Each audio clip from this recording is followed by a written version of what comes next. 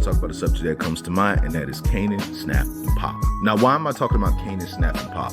Basically, when it comes down to it, Kanan is obviously going to be working with Snap and Pop. And the way that Rock is seeming in the season, she's telling Kanan he can do whatever he wants, but she just want to make sure that he's good. Don't get it twisted, though. Rock is very angry about the fact that Kanan want to be a gangster. She doesn't want him to be a gangster. From the very beginning of raising Kanan, she always wanted to put him somewhere where he would have a good life, that he could use his brain and do something, get a career, get some papers behind him or something. But Kanan pretty much wanted to be a gangster because his mama was his gangster, his uncles are gangsters, and the man he thought was his father was a gangster, only to find out that his real father was a very powerful, corrupt cop. So when you're surrounded with those type of people that's giving you the truth about how the world is and how it works, you're going to think to yourself, okay, I want to be in this life and I want to be the best in this life. So at the end of the day, when it comes down to it, this is Kanan, Snap, and Pop. Now, where does Snap and Pop come into all this? Apparently, Snap and Pop used to be the #1 guys. They used to be, I'm guessing during the 80s and the 70s, the #1 dealers, and everybody either bought from them or worked with them,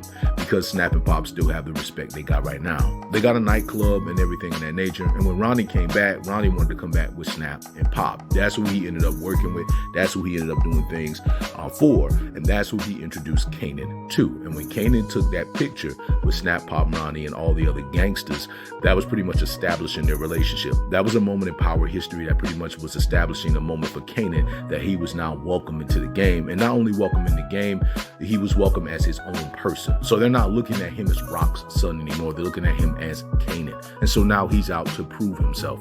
So with Snap and Pop being the way they are, they're not stupid. They're smart. They know that Rock does not like the fact that Kanan is a part of the life, where she has expressed this to them directly and even threatened them. However, when it comes down to it, they themselves are very dangerous, as they are operating on a very high mafia level, or black mafia level themselves. It's just they don't really make any moves like that, or make loud moves, if that makes sense. They get other people to do the work for them, pretty much like Ronnie or Kanan. So when it comes down to it with Snap and Pop, what is the relationship between Kanan, Snap, and Pop going to be like? Kanan is out to prove himself. And with that being said, Snap and Pop is going to give him the work. They're going to use his energy and his focus for themselves. They're going to have him do things. He's going to be selling. He's going to be doing everything. But what's going to turn Kanan into the hitman that we know he's going to be eventually? Basically, it's going to be Snap and Pop. He's going to be putting in a lot of work to make sure he becomes who he wants to be. He's going to put in a lot of work to make sure he proves himself to Snap and Pop. The only thing is that Rock is going to be the one watching, and they know that Rock will eventually try to come for them and put them out of the picture, because she's going to be thinking they're making Kanan risk his life, and she's going to want revenge. So when it comes down to it, that's the relationship that we're going to be getting with Kanan, Snap, and Pop. Now, they might get even closer. It might even get to a point where they look at Kanan like family. They accept Kanan. They pull him in and they treat him like somebody. However, when it comes down to it, we really don't know how everything is going to play out with the character. All we definitely know is that for right now, when it comes down to it, he's working with Snap and Pop. For all we know, Snap and Pop, other than Unique, they might be the main villains of this season, and they might turn out to be somebody that has to be taken out towards the end. We all know eventually it's going to lead into a confrontation between Snap, Pop, and Rock.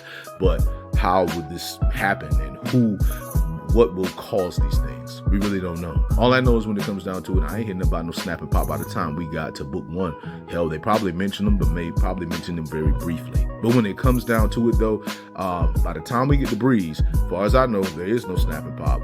So we're going to see how this thing plays out. I just want to say to all of you that it is your boy Bobby V here. I just want to say much love, much respect. Hold it down. And